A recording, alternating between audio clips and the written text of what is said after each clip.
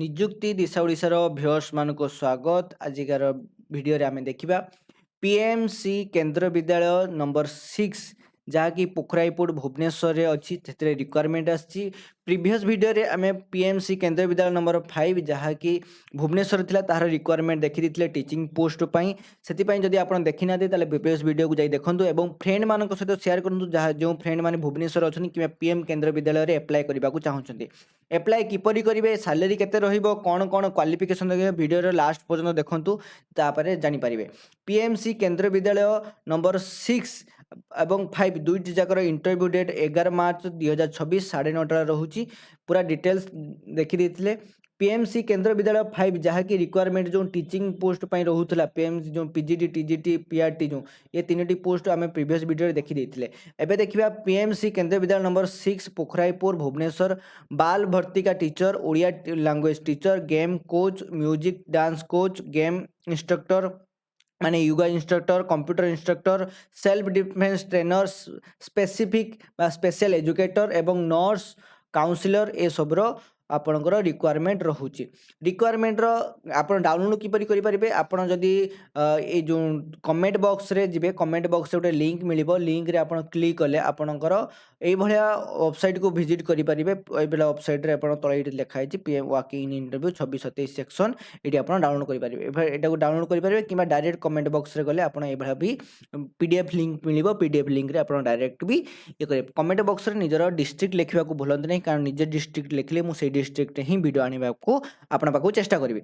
Then रहिला आपणकर जो इंटरव्यू ए सब केंद्र विद्यालय 6 नंबर इंटरव्यू जदि देखि पाछन केंद्र विद्यालय 6 जहा कि पूरा पूरी रहुची नोटिफिकेशन फुल नोटिफिकेशन आपणकर क्वालिफिकेशन जो रहुची ए सब केंद्र विद्यालय 5 रे थिला एटू आसला केंद्र विद्यालय 6 जहा कि बाल भर्ती का टीचर से आपणकर 11th पास होता दरकार, 11th इक्विवेलेंस थिबा दरकार, आउ ता सहित आपणकर सीटी कंप्लीट होता दरकार एवं आपण भल भाबरे इंग्लिश एवं हिंदी को कहि पारथवा दरकार।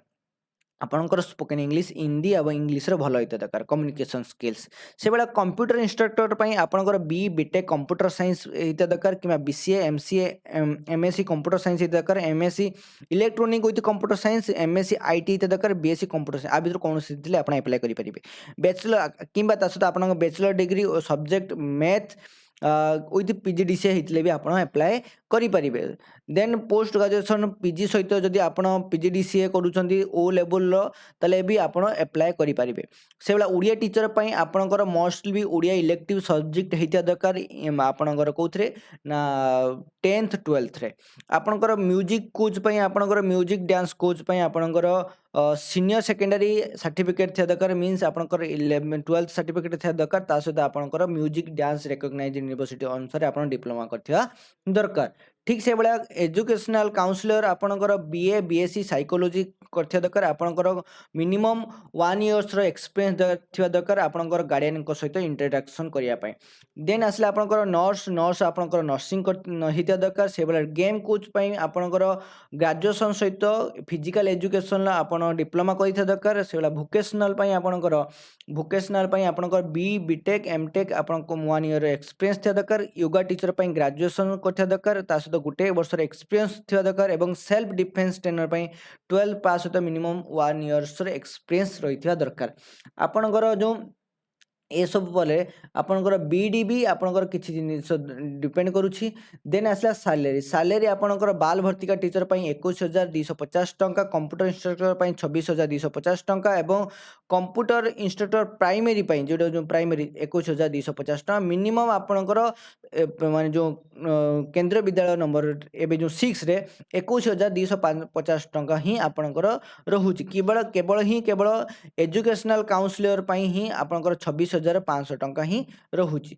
आपणकर अप्लाई किपरि करिवे, अप्लाई करिवार प्रोसीड्यूर हैला तळକୁ आपण जदि तळକୁ जिबे तळे आपणकर पूरा डिटेल्स लिखा है केंद्र विद्यालय 6 सेतरे आपणकर को सब्जेक्ट पय अप्लाई करछुंदी। एठी आपणकर निजर ଫଟୋ ଦେବେ, ସରନେମ୍ ନେବେ, ଫାଦର୍ସ ଆପଣଙ୍କ ବାପାଙ୍କ ନାମ, ମଦର୍ସ ନେମ୍, ଆପଣଙ୍କର ହାଉସ୍ କେଉଁଠି ହାଉସ୍ ଡିଟେଲ୍ସ ଦେବେ, ଡେଟ୍ ଅଫ୍ ବାର୍ଥ, ଆପଣ କେଉଁଥିରେ କ୍ୱାଲିଫିକେସନ୍ କରିଛନ୍ତି କ୍ୱାଲିଫିକେସନ୍ ପୁରା ଡିଟେଲ୍ସ ଦେବେ, ଆପଣଙ୍କର 10th କତରୁ 10 ଏଇଟା ହେଉଛି 12th BSc graduation, master degree, CTET complete କରିଛନ୍ତି କି ନାହିଁ ଏସବୁ ପୁରା ଡିଟେଲ୍ସ ଦେଇକି ଆପଣଙ୍କ ଟିଚିଂ ଏକ୍ସପିରିଏନ୍ସ କେଉଁଠି ଅଛି, ଆପଣଙ୍କର ଲୋକାଲ୍ ଆଡ୍ରେସ୍ କ'ଣ, ସହିତ ପିନ୍ ସହିତ ଆପଣ ପାନ୍ କାର୍ଡ଼ ନମ୍ବର, ଆଧାର କାର୍ଡ଼ ନମ୍ବର, ଆପଣଙ୍କର କେହି ଯଦି କେଭିର ଚିହ୍ନା ଅଛନ୍ତି ପ୍ରିଫରେନ୍ସ ଦେଇଦେବେ। ପ୍ରିଫରେନ୍ସଟା ମ୍ୟାଣ୍ଡେଟୋରୀ ରହୁଛି କାରଣ ପ୍ରିଫରେନ୍ସ ଦେଲେ ଆପଣଙ୍କୁ ଟିକେ ଭଲ ଜଲ୍ଦି ହେଇପାରିବ। ଦେନ୍ ଡେଟ୍ ଅଫ୍ ବାର୍ଥ ଆପଣଙ୍କ ସିଗ୍ନେଚର ଦେଇକି ଆପଣ 11 ତାରିଖରେ ଆପଣ ଯାଇକି ସେଠି ପହଞ୍ଚିଯିବେ।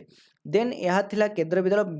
ଭିଡ଼ିଓକୁ ସେୟାର କରନ୍ତୁ ଏବଂ ଯଦି ଆପଣଙ୍କର ସାଲେରୀ ଷ୍ଟ୍ରକ୍ଚର ଦେଖିବାକୁ ଚାହୁଁଛନ୍ତି ଏଇଟା ହେଉଛି ସାଲେରୀ ଷ୍ଟ୍ରକ୍ଚର। ସାଲେରୀ ଦେଖନ୍ତୁ ପ୍ରିନ୍ସିପାଲ ତାଙ୍କର ଯେଉଁ ପ୍ରିନ୍ସିପାଲ ଅଛନ୍ତି ପ୍ରିନ୍ସିପାଲଙ୍କ ଦରମା ହେଉଛି 1,50,000। ତେଣୁ ଆପଣ ଭାବନ୍ତୁନି ଆପଣଙ୍କୁ ସାଲେରୀ କମ୍ ମିଳିବ ବୋଲି, ସାଲେରୀ ବହୁତ ଭଲ ସାଲେରୀ ମିଳିବ। ସେଥିପାଇଁ ଭିଡ଼ିଓଟିକୁ ଲାଇକ୍ କରନ୍ତୁ, ଚ୍ୟାନେଲକୁ ସବସ୍କ୍ରାଇବ୍ କରନ୍ତୁ ଏବଂ ଫ୍ରେଣ୍ଡମାନଙ୍କ ସହିତ ସେୟାର କରନ୍ତୁ। ନିଜର ଡିଷ୍ଟ୍ରିକ୍ଟ କମେଣ୍ଟ ବକ୍ସରେ ଲେଖିବାକୁ ଭୁଲନ୍ତୁ ନାହିଁ। Thank you. ଜୟ ଜଗନ୍ନାଥ।